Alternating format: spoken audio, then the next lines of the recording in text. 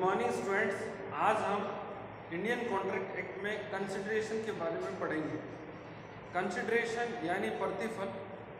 Consideration का meaning है, हमने लास्ट वीडियो में समझा था। कंसिडरेशन मतलब समथिंग इन रिटर्न। जब भी आप कॉन्ट्रैक्ट करते हैं और पार्टी एक दूसरे के साथ जो एक्सचेंज करती है, जो बेनिफिट एक्सचेंज करती है, उसे हम कंसिडरेशन कहते हैं। एग्जाम्पल हमने लिया था कि जैसे मेरे पास एक कार है और मैं उस कार को 5 लाख रुपए में आपको बेचना चाहता हूँ। आप उस कार को खरीदना चाहते हैं और आपने 5 लाख रुपए में वो कार खरीद ली। तो यहाँ पर देखिए, जो 5 लाख रुपए है वो मेरे लिए कंसिडरेशन है, आपके लिए जो गाड़ी है वो कंसिडरेशन है। तो इस प्रकार कंसिडरेशन एक कॉन्ट्रैक्ट के अंदर उसका महत्वपूर्ण रोल है और बिना कंसिडरेशन के कोई भी कॉन्ट्रैक्ट है वो वैलिड नहीं होता है। ठीक है ना, यानी नो कंसिडरेशन नो कॉन्ट्रैक्ट। प्रत्येक वैलिड कॉन्ट्रैक्ट के लिए कंसिडरेशन प्रतिफल होना जरूरी है। अब देखिए, कुछ ऐसे एक्सेप्शंस हैं जिसमें बिना कंसिडरेशन के ही कॉन्ट्रैक्ट है वो वैलिड होता है। यानी किसी भी प्रकार से जो पार्टीज है वो कंसिडरेशन या जो बेनिफिट है वो एक्सचेंज नहीं करती है। ठीक है ना, और बिना एक्सचेंज किए ही या बिना कंसिडरेशन बिना प्रतिफल के ही जो कॉन्ट्रैक्ट वैलिड है। तो देखते हैं कि ऐसे कौन से कॉन्ट्रैक्ट हैं जो बिना कंसिडरेशन के वैलिड हैं और किस प्रकार से ये जो वैलिड कॉन्ट्रैक्ट है विदाउट कंसिडरेशन ये फ्रेम किए जा सकते हैं। आइए शुरुआत करते हैं आज के इस क्लास की। तो देखिए, आज के इस क्लास में हम कंसिडरेशन के जो एक्सेप्शंस हैं, यानी ऐसे कौन से सिचुएशंस हैं, ऐसे कौन से कॉन्ट्रैक्ट है, एग्रीमेंट है जो बिना किसी कंसिडरेशन के बिना प्रतिफल के वैलिड होते हैं, जिसमें कंसिडरेशन की आवश्यकता नहीं है। तो देखिए, ये जो एक्सेप्शंस है कि बिना कंसिडरेशन के भी जो कॉन्ट्रैक्ट है वो वैलिड होते हैं, ये एक्सेप्शन सेक्शन 25 के सब क्लोज फर्स्ट, सेकंड और थर्ड में दी गई है। तो देखते हैं फर्स्ट जो कॉन्ट्रैक्ट कौन सा है। Promise given out of natural love and affection. देखिए, यदि कोई नेचुरल लव एंड अफेक्शन यानी कोई प्राकृतिक जो प्रेम या स्नेह के आधार पर कोई वस्तु किसी को दी जाती है, तो उस कॉन्ट्रैक्ट को हम एक वैलिड कॉन्ट्रैक्ट कहेंगे। तो यहाँ पर देखिए, कोई किसी भी प्रकार का जो कंसिडरेशन यहाँ पर नहीं है। एग्जाम्पल के तौर पर, यदि जैसे आपके दादाजी और आपको एक प्लॉट है वो देना चाहे और क्योंकि आपसे ज़्यादा प्रेम करते हैं, उनका जो स्नेह है वो आपके साथ ज़्यादा है, तो ऐसे में आपको एक जो प्लॉट दे रहे हैं। अब देखिए, दादाजी ने तो आपको प्लॉट दिया बट आपने प्लॉट के बदले कुछ भी नहीं दिया, यानी ये एक ऐसा कॉन्ट्रैक्ट है जहां पर कंसिडरेशन नहीं है। तो इस प्रकार का यदि कॉन्ट्रैक्ट करते हैं, आपके दादाजी एग्रीमेंट करते हैं आपके साथ, तो वो एग्रीमेंट या जो कॉन्ट्रैक्ट है वो वैलिड होगा। परंतु इसमें 4 बातें हैं। जब भी कोई कॉन्ट्रैक्ट है वो नेचुरल लव एंड अफेक्शंस के आधार पर किया जाता है, एग्जीक्यूट किया जाता है, तो उसमें 4 बातें आपको जरूर समझना है और देखना है कि ये 4 बातें होगी तभी वो कॉन्ट्रैक्ट है नेचुरल लव एंड अफेक्शंस के आधार पर वैलिड हो सकता है। अदरवाइज विदाउट कंसिडरेशन जो कॉन्ट्रैक्ट है वो वैलिड नहीं होते। कौन कौन सी 4 महत्वपूर्ण बातें हैं। फर्स्ट है कि जो कॉन्ट्रैक्ट किया है, आपके दादाजी ने आपको एक प्लॉट देना चाह रहे हैं नेचुरल लव के आधार पर, है ना, और अफेक्शंस के आधार पर, तो एक तो वो एग्रीमेंट है वो रिटर्न में होना चाहिए। पहली बात, यदि रिटर्न में नहीं है, दादाजी ने कहा था कि ये मैं आपको दूंगा, ठीक है ना, लेकिन दादाजी चले गए समय से पहले, तो अब बताइए क्या आपको वो प्लॉट मिल सकता है? बिल्कुल नहीं। ठीक है ना, तो जो एग्रीमेंट हुआ है, जो आपके जो भी रिलेटिव हैं, ठीक है ना, जिन्होंने नेचुरल लव एंड अफेक्शंस के साथ कुछ प्रॉमिस किया है आपको कुछ देने के लिए, तो वो एक तो रिटर्न में होना चाहिए। दूसरा, जो भी संबंधित लॉ है कंसर्न कानून है देश के अंदर, उस लॉ के अंडर में उसका रजिस्ट्रेशन भी होना चाहिए, ठीक है ना। जो रजिस्ट्रेशन एक्ट है, आप जो भी गिफ्ट करना चाह रहे हैं, जो भी नेचुरल लव एंड अफेक्शन के साथ आप प्रॉमिस कर रहे हैं, तो उस प्रॉमिस का रजिस्ट्रेशन होना जरूरी है। पहला लिखित में होना, दूसरा उसका रजिस्ट्रेशन होना। थर्ड बात क्या है?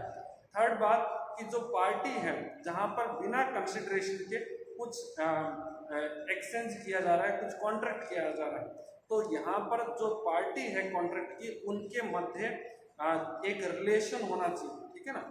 Relation of natural love and affections, ठीक है ना।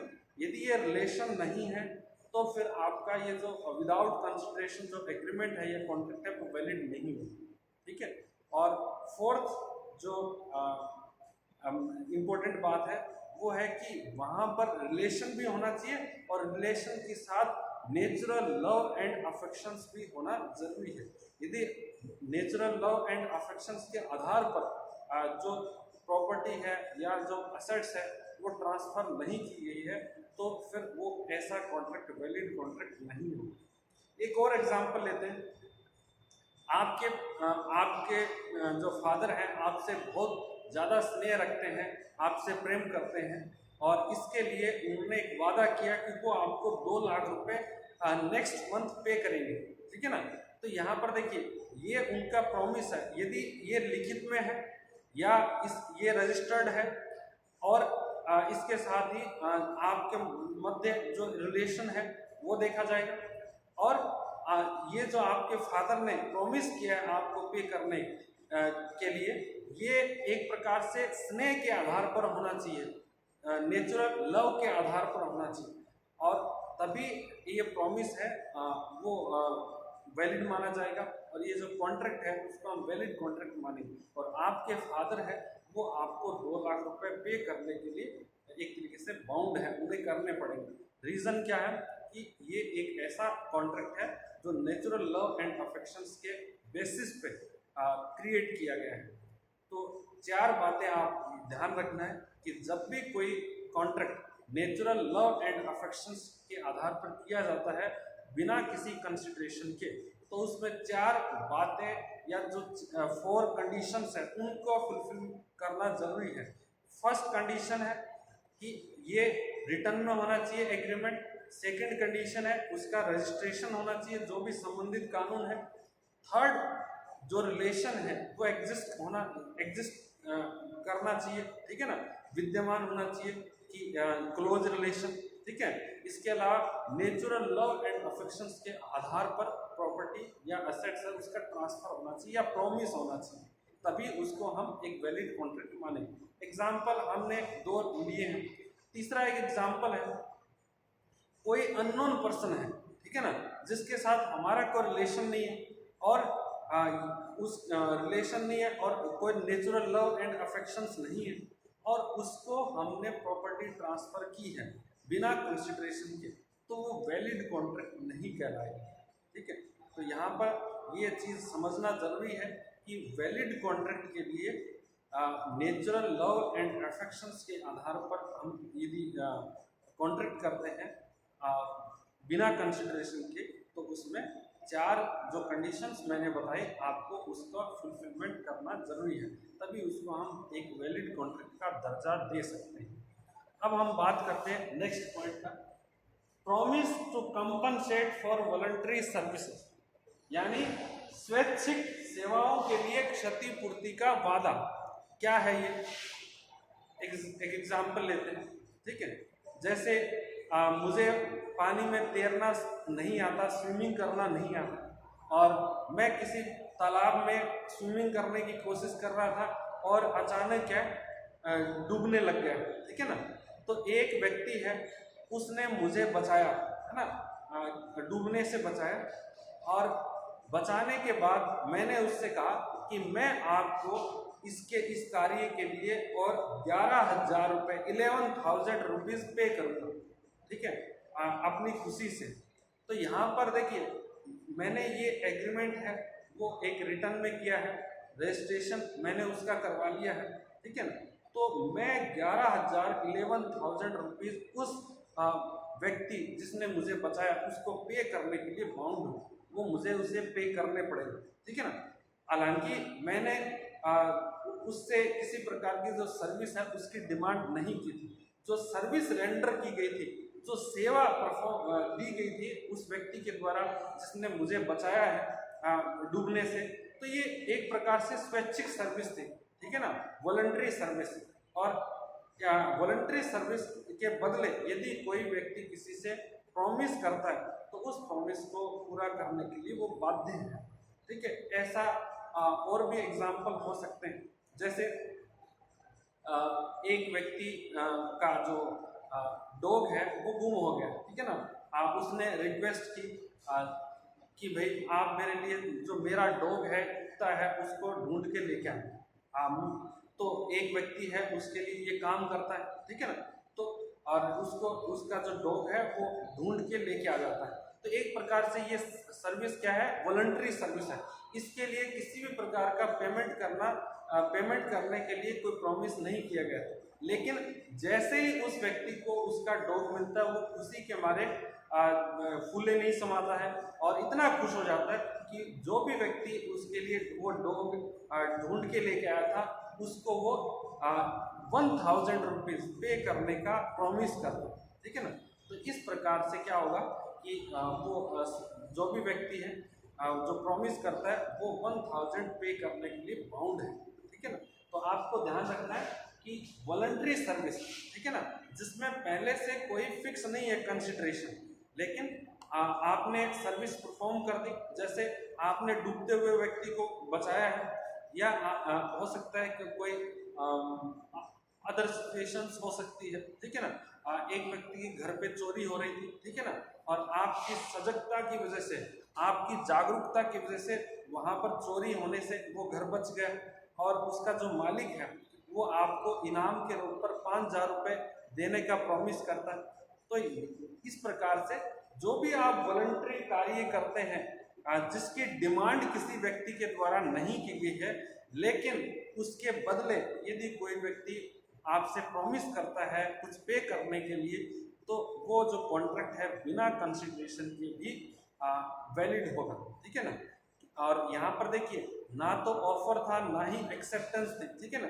किसी व्यक्ति ने ऑफर नहीं किया, किसी ने एक्सेप्टेंस नहीं दी, ठीक है ना, और कोई कंसिडरेशन नहीं है यहाँ पर, ठीक है ना। बचाने वाले का क्या कंसिडरेशन है, कुछ भी कंसिडरेशन नहीं यदि वो कुछ पे नहीं करे। लेकिन in spite of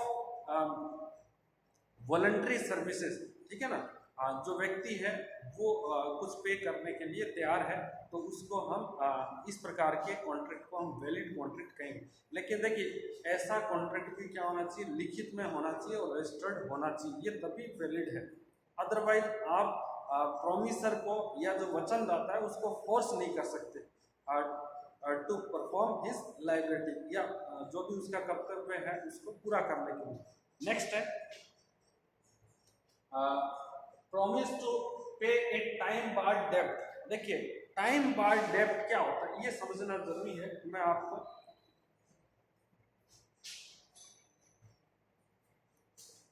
time barred जो डेब्ट होता है उसका एक एग्जांपल समझते हैं। देखिए, कोई भी यदि अच्छा किसी ने किसी व्यक्ति को लोन दिया है, ठीक है, जैसे मैं एक एग्जांपल लेता हूँ।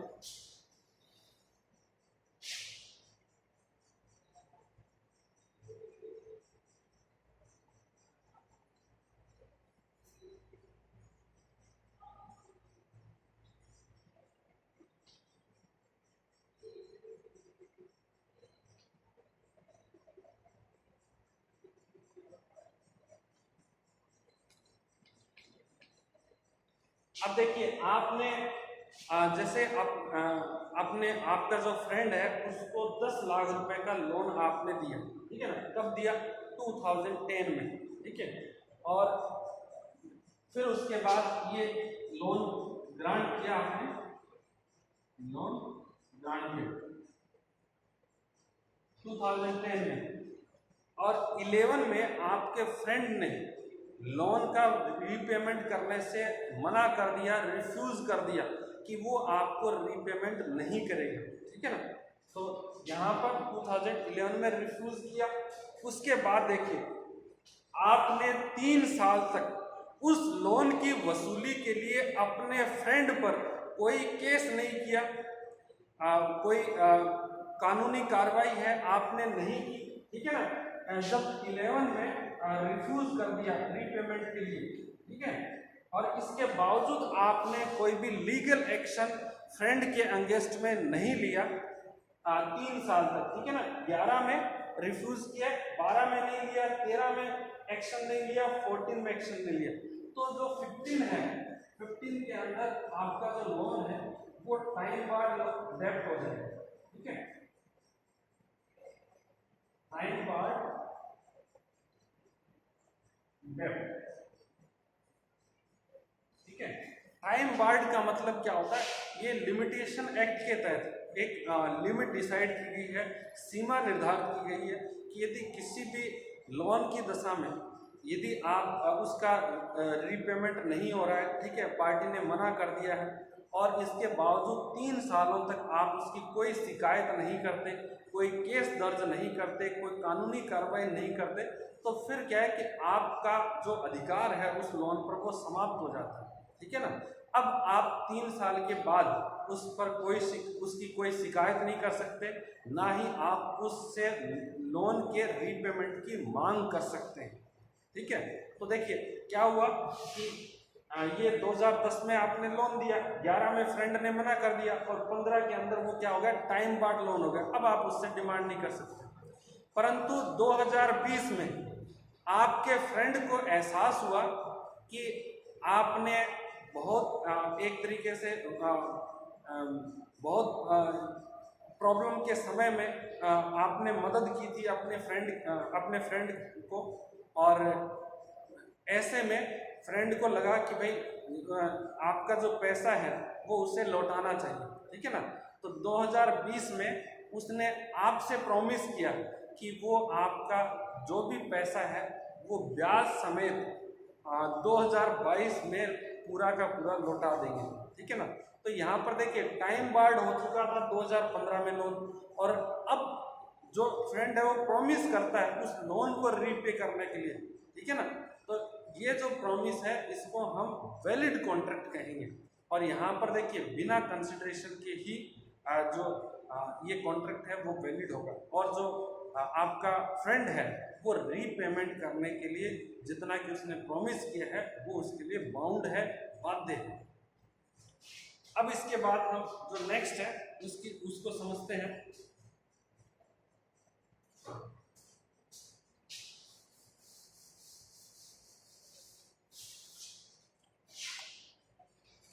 Donation and gift. देखिए डोनेशन और गिफ्ट में बिना कंसिडरेशन के भी कॉन्ट्रैक्ट है वो वॉइड होता है। किस प्रकार से समझते हैं, यहाँ पर मैं एक एग्जांपल आपको बताता हूँ कि जैसे एक व्यक्ति है जिसका नाम अनिल, ठीक है ना।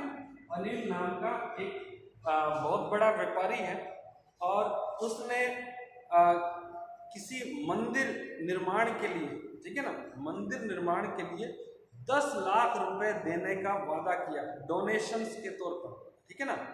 अनिल नाम का कोई व्यक्ति है और उसने मंदिर निर्माण के लिए 10 लाख रुपए डोनेशन देने का वादा किया, और अभी तक दिए नहीं है, वादा किया है, ठीक है। तो और जो मंदिर के जो ट्रस्टी थे उन्होंने मंदिर का निर्माण भी, कंस्ट्रक्शन भी कंप्लीट करवा लिया है।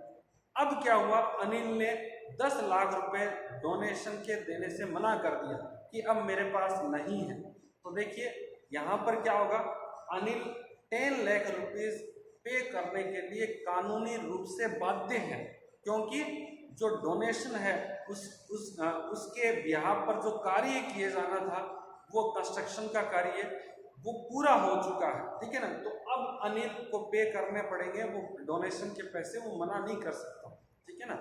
एक दूसरा एग्जाम्पल और हम लेते हैं, यही एग्जाम्पल कि अनिल ने 10 लाख रुपए मंदिर निर्माण के लिए पे करने का वादा किया था, और हुआ क्या, उसके बाद अभी तक मंदिर का निर्माण नहीं हुआ है, लेकिन अनिल ने अब जब वादा किया था उसके 2 महीने बाद, ठीक है ना, अपने वादे को वापस ले लिया और उसने डोनेशन देने से मना कर दिया, ठीक है ना।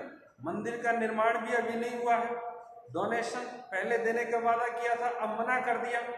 तो ऐसे परिस्थिति के अंदर, ऐसे सिचुएशन के अंदर अनिल को हम बाध्य नहीं कर सकते, क्योंकि उसने जो मंदिर निर्माण से पहले ही मना कर दिया। यदि इसने जैसे ही वादा किया था उसके साथ ही मंदिर का कंस्ट्रक्शन कंप्लीट हो जाता, तब वो अनिल है डोनेशन पे करने के लिए मना नहीं कर सकता, ठीक है ना।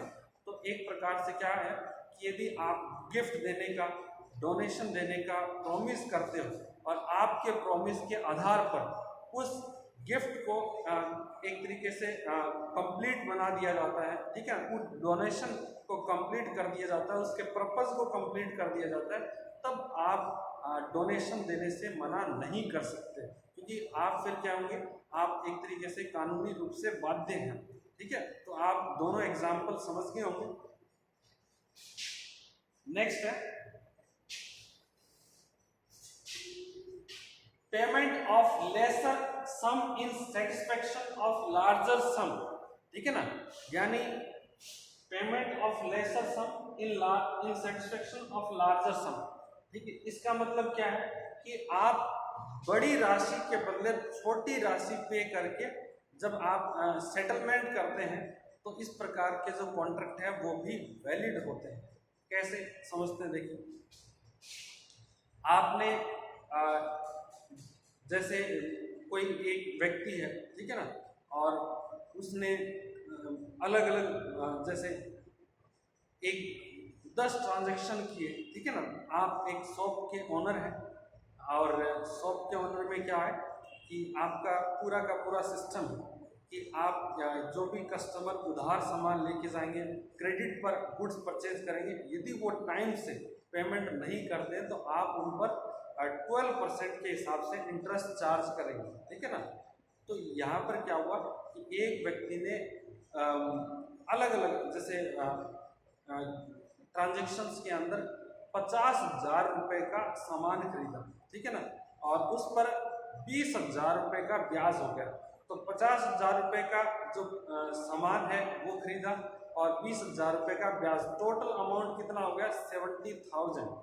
अब जो कस्टमर है वो 70,000 पे करने के लिए एक तरीके से सक्षम नहीं, ठीक है ना, उसके पास इतना पैसा नहीं है।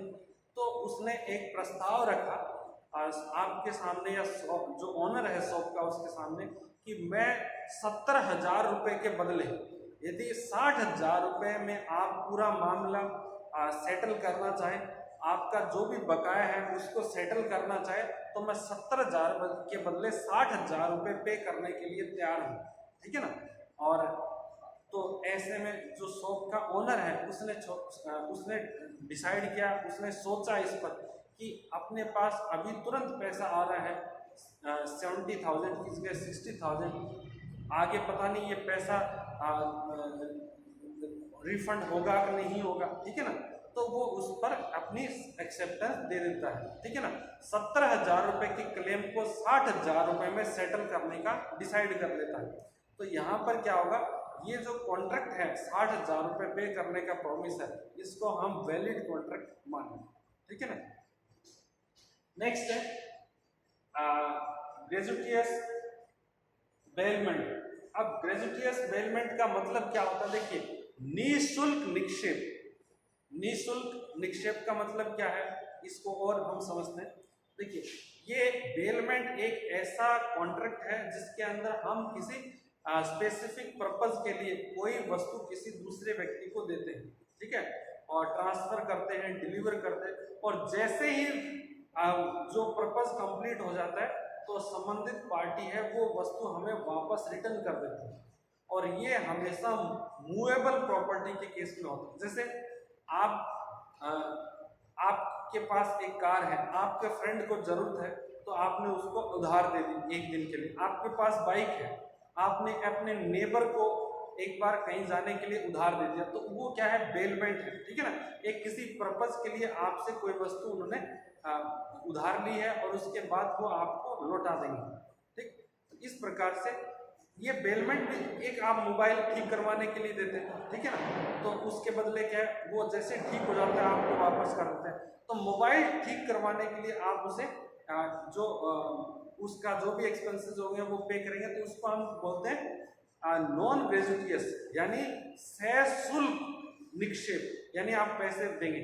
और जो आप उधार देते हैं, किसी को बुक दिया आपने, किसी को आपने स्कूटर दिया, मोटरसाइकिल दिया, तो ये एक प्रकार का निःशुल्क निक्षेप है, इसको हम क्या कहते हैं, ग्रेजुटियस बेलमेंट, ठीक है ना। तो यहाँ पर क्या है कि आपने अपने फ्रेंड को जो बुक दिया कोई, ठीक है ना, पढ़ने के लिए, या आपने किसी को बाइक दिया, ठीक है, तो यहाँ पर क्या होगा, यदि वो बुक को गुम कर देता है तो आप उससे बुक के प्राइस वसूल कर सकते हैं। यदि आपने फ्रेंड को बाइक दिया है, फ्रेंड बाइक का एक्सीडेंट कर देता है, तो आप उससे बाइक के जो भी एक्सीडेंट के खर्चे हैं उसकी वसूली कर सकते हैं। तो इस प्रकार का जो कॉन्ट्रैक्ट है वो भी वैलिड कॉन्ट्रैक्ट होगा विदाउट एनी कंसिडरेशन, ठीक है ना। नेक्स्ट है contract of agency. Contract of agency यानी कोई एजेंसी का अनुबंध होता है, उसमें किस प्रकार से ये काम करता है। देखिए, आपने अपने फ्रेंड को कहा, ठीक है ना, एक एजेंट अपॉइंट किया। एजेंट अपॉइंट किसके लिए, कि वो आपके लिए एक जो गाड़ी है, जो पुराना व्हीकल है वो खरीद के दे, ठीक है ना। फ्रेंड ने आपके लिए गाड़ी खरीद ली, अब आपने मना कर दिया कि आपको गाड़ी की जरूरत नहीं है। देखिए, फ्रेंड है वो आपको बाउंड कर सकता है गाड़ी के पैसे देने के लिए, ठीक है ना। आप बाध्य हैं फ्रेंड को पेमेंट करने के लिए, ठीक है ना, क्योंकि यहाँ पर आपने फ्रेंड को एजेंट के तौर पर अपॉइंट किया। तो इस प्रकार से ये कुछ एक्सेप्शंस हैं जिसमें बिना कंसिडरेशन के भी कॉन्ट्रैक्ट है वो वैलिड होता है, ठीक। आज के लिए इतना ही, थैंक यू सो मच।